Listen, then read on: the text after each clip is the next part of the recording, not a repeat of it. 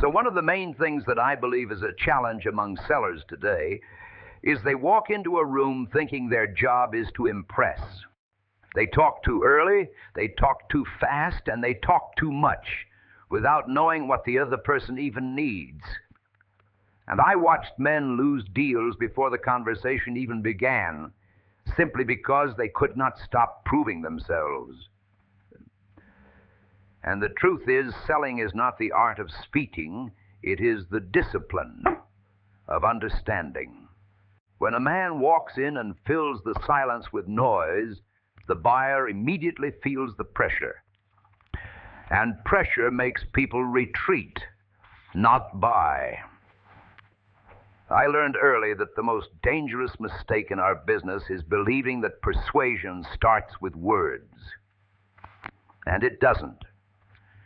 It starts with questions and patience.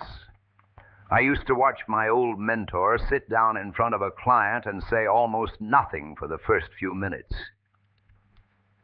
He would ask one question and then wait for the answer. He never rushed them, because rushing breaks trust. He let people reveal what mattered to them, not what mattered to him. See, most sellers sell what they have, not what the customer wants. But a professional sells what matters, and he finds that out by listening first. Silence is not empty, it is intelligence. The client fills the silence with their truth, their problem, their priority. If you speak over it, you will never hear it. A conversation has to feel like a safe table, not a spotlight. When a buyer feels understood, they stop defending themselves. And when they stop defending, they start considering.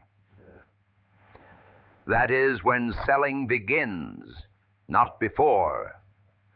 Another mistake I see is sellers who think they need to justify, explain, and correct everything instantly.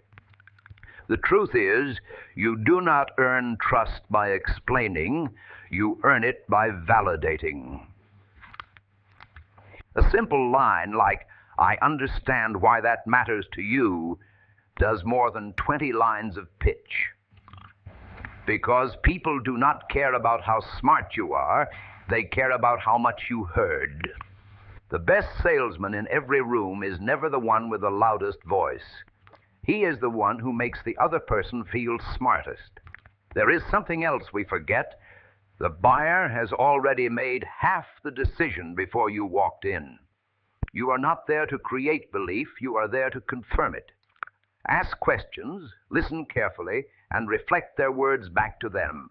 A man who hears another man's story guides the conversation with ease, but a man who talks before he listens forces the sale, and forced sales never close cleanly. Now let me tell you something subtle. Buyers pay attention to how you treat silence. If you rush, they assume you are desperate. If you wait, they assume you are confident. Confidence is not loudness, it is control over pace. You cannot rush someone into trusting you, you can only guide them into it. And the first step of guiding is listening.